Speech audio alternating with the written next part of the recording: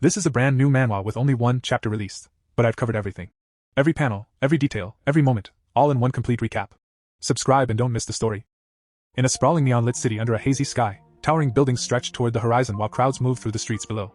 Our boy stands alone amid the flow of people, hood up, gripping a steaming cup of coffee. Real coffee.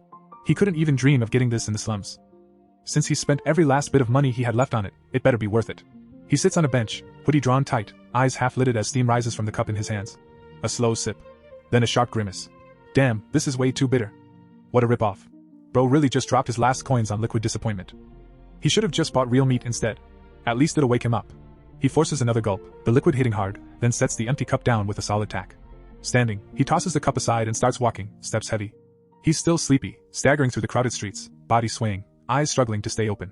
Just make it to the police station. He has to hold on.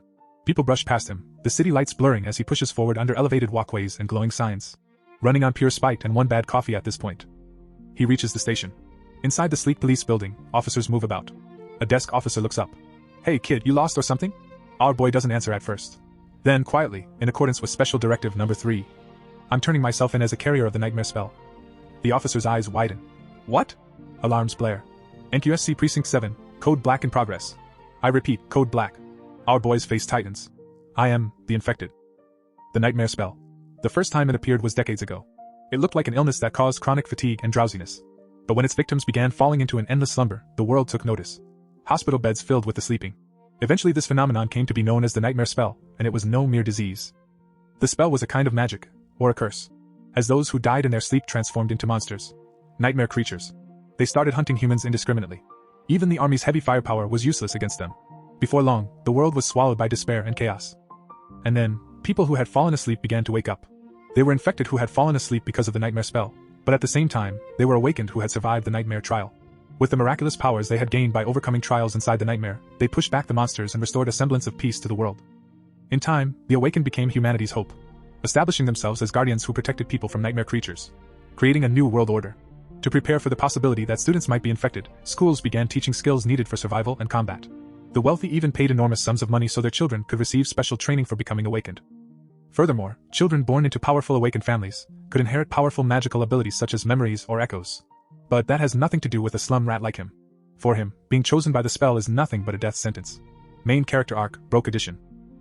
Armed officers stand guard in the sterile corridors. Inside an interrogation room, a serious-looking officer sits across from our boy. What's your name?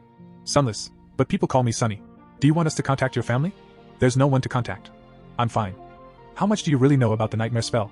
Just go into the dream realm, kill a few monsters, complete the first nightmare, then get magic powers and become an awakened, right?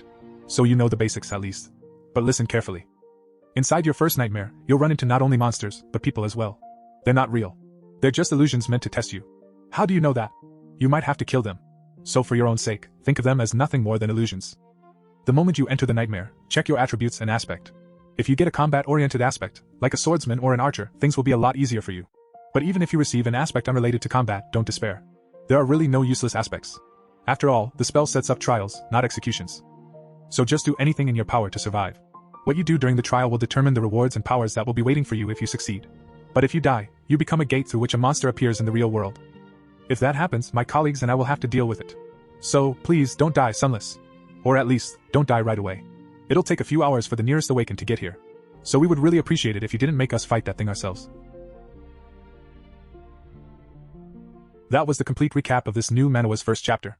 If you enjoyed the story, make sure to subscribe and join me for more hidden gems, one chapter at a time. See you in the next recap.